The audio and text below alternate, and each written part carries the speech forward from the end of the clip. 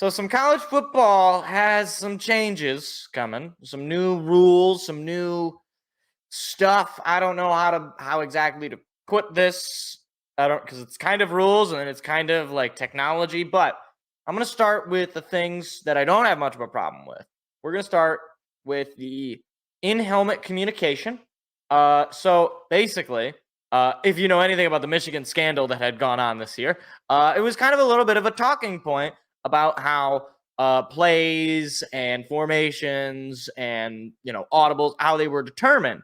Uh, and they used to use, at least up to, I guess, soon to be, signs where you had like a laughing emoji with a hot dog and Rocky Balboa and a picture of the Barack Obama. I don't know. You just had all these weird, you know, signs, some of them literal, or you had like baseball where you had guys like touching every single part, doing head, shoulders, knees, and toes on national television, essentially to communicate to their quarterback. Oh, actually, we're doing a flea flicker. And Michigan got in big trouble. Obviously, we're not going to rehash that. Essentially, for figuring out what those signs were outside of games and basically having a list of them on a hard drive that was destroyed by a coach that got fired. I said we're not going to get back into it. I said we're not going to get back into it, but I can't help myself. What can I say? But this new in-helmet communication would essentially null and void that sort of thing. Basically, would be unable to happen because teams would instead be able to do what they do in the NFL, which is have a guy with a headset, either your defensive coordinator or your head coach, and obviously in college they have headsets. They would communicate that to the player. They'd cover their mouth with the playbook, or they cover they could use any number. They could just cover it with their hand if they wanted to, and that would tell the quarterback what the play is. Quarterback would then relay that in the huddle, and you're ready and good to go. I think this is well needed. I think if we have this technology available to us, I really don't see why we wouldn't use it. Clearly, teams are not able to hold themselves accountable and not just sort of stealing signs in games that they may or may not have to play up to and including playoff. But I said I wasn't going to talk about it. I said I wasn't going to get involved. Anyways, it's a welcome change. It's actually one of the few positive changes that it seems to be happening in college football. All right. The next one is the 2-minute warning. Now, this one doesn't make any sense to me because they already changed the rule about the clock stopping after a first down. So it used to be, before this year, every first down, the clock would stop for at least a little bit and would start to run again, depending on whether or not you got out of bounds, time of the game, use timeout, all that. And college never had a 2-minute warning. And I think part of the reason why it never had a 2-minute warning is because of this in-game reality where every single time you get a first down, the clock stops for at least a brief moment so you can, run down the field, hear the play, go from there. The 2-minute warning would just put you sort of back where you were before because they wanted to speed up the game. That's why they got rid of that clock stoppage to where the clock would only stop after a first down in like the final 2 minutes or the final 5 minutes. And now they're just going to have a 2-minute warning like they do in the NFL. And to me, again, this just takes away from college football offering its own thing, right? Like the whole appeal for college football, to me at least, is that it's not the NFL, right? Is that it's different. The play style is different. The fan bases are different. The games are different. Everything is different outside of the fact that they're both playing football. But even then, slightly different with the rules.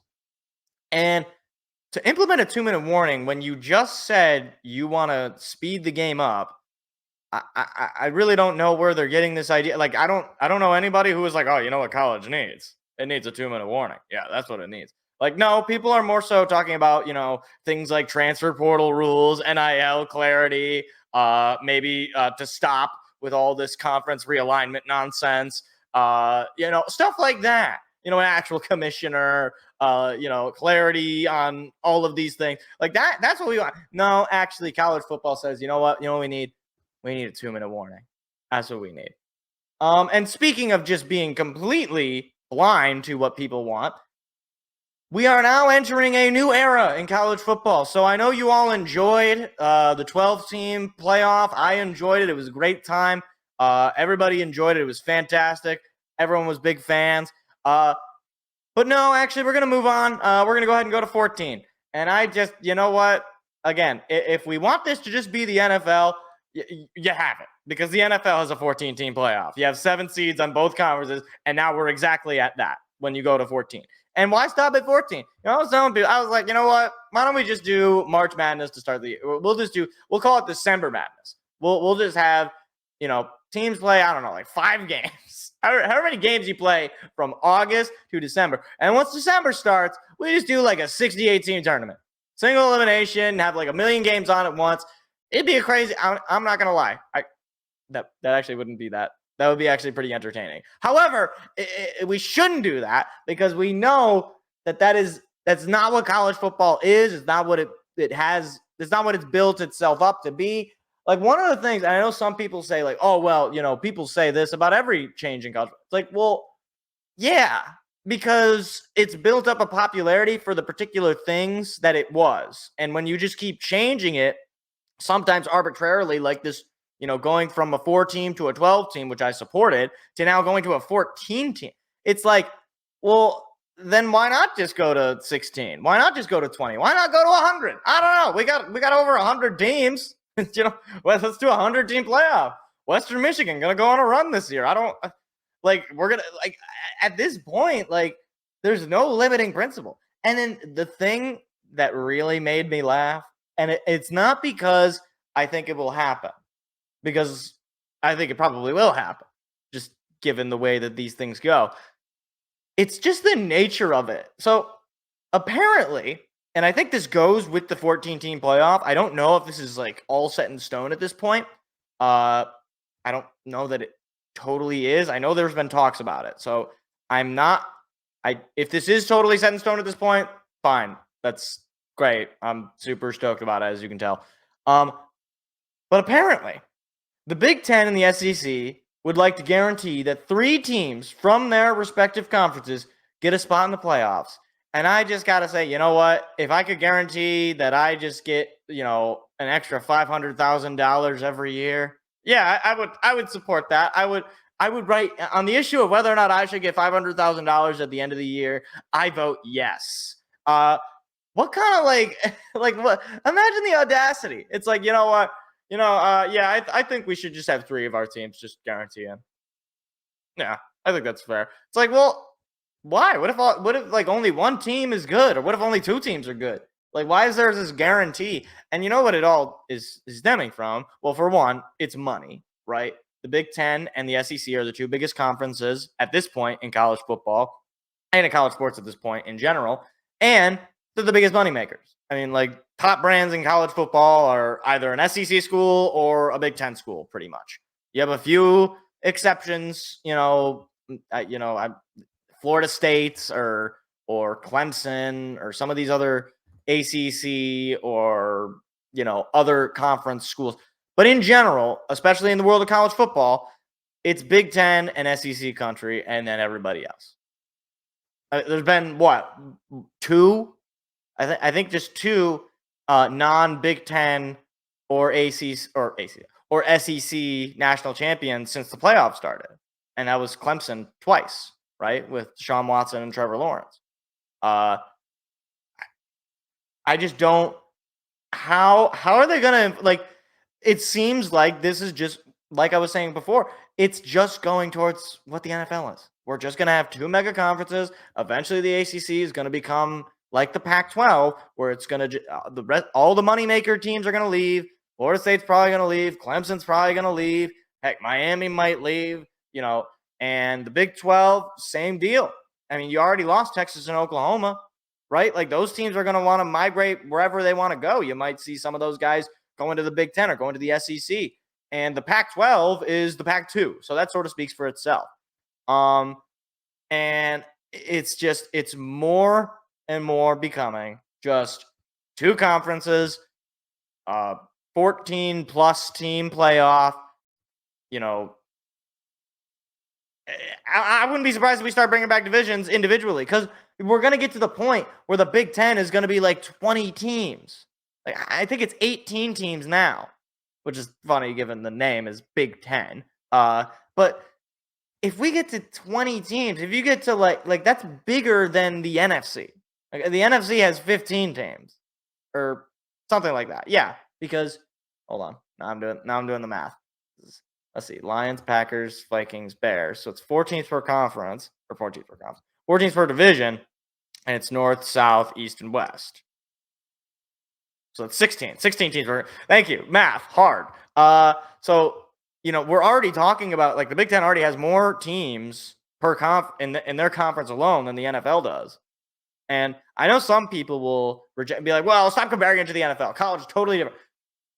Well, they seem to think that it's basically the NFL because they're moving in that direction, right? They're not focusing on the regionality, on the little schools, all these kind of fun things about college football, the bands, the fan bases, the student athlete aspect to it. They're not reaching into that. They're reaching into, how can we make the most money? And the way that you make anything make the most money would be to emulate the biggest money maker in professional sports in America. That's the NFL.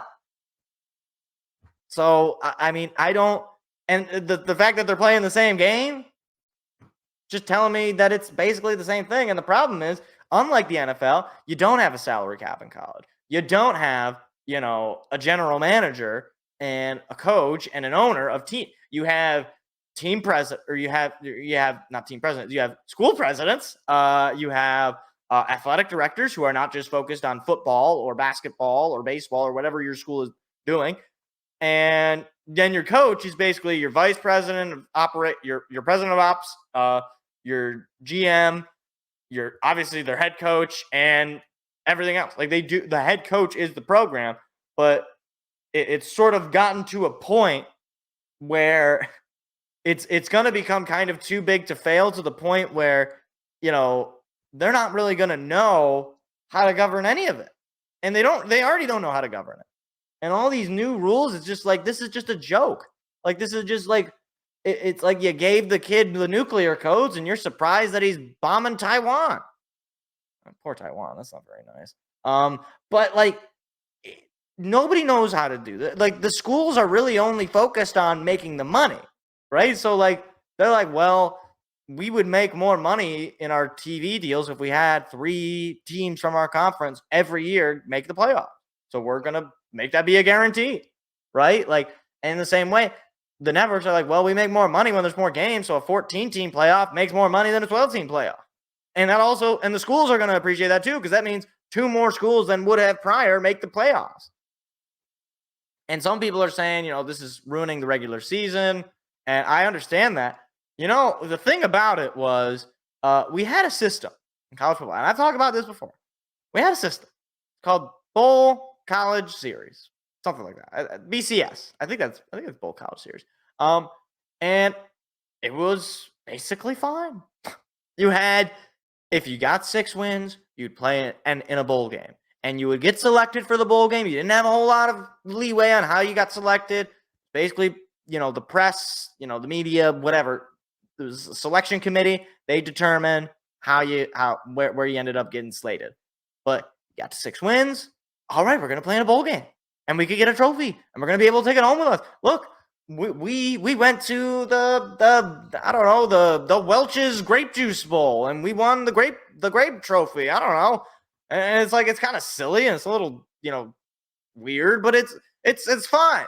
And, if you get to 12 wins, if you're undefeated, well, then you get to play for the national championship, or for the Rose Bowl, or for the Cotton Bowl, or the Sugar Bowl, or any of these bowls. They used to mean something, and now they don't mean jack squat.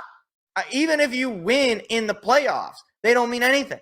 Do you think Michigan cared that they won the Rose Bowl this year? Do you think if they would have lost in the national championship, they would have been happy? Hey, we still won the Rose Bowl. I don't think they would have been happy. They would, think of it that way, okay? If you would have told Michigan 10 years ago, you are going to win the Rose Bowl, and you would not be happy about it necessarily. They would look at you like you're crazy. Like, That's the level that we've gotten to in college football, where in just the span of 10 years, which you might say is a long time, it really isn't a long time. We've gone from bowl games being incredibly meaningful to the point where that's the last major achievement of Michigan State in their football team, and is winning the Rose Bowl in 2014, to where now, as a Michigan State fan myself, I don't want anything short of a national championship. And that's for better or for worse. That's just what it is. So college football is just going to keep changing, and I'm not a huge fan of most of these changes. Like I said, I like the in-helmet communication stuff, but I just it's clearly not motivated by a love of the game and focus on the things that made the game the way that it is, and is more just in trying to make it the NFL on Saturday. So if you like the NFL on Saturday, I guess more power to you, but I'm not a huge fan. Hey there, what you just watched was actually a clip from a larger show that we do every Tuesday night. What are you doing Tuesday night? Go ahead and hit the subscribe button and the like button so that you don't miss out on any more of our weekly shows every single Tuesday at 7 p.m. Eastern Standard Time. Hope to see you there.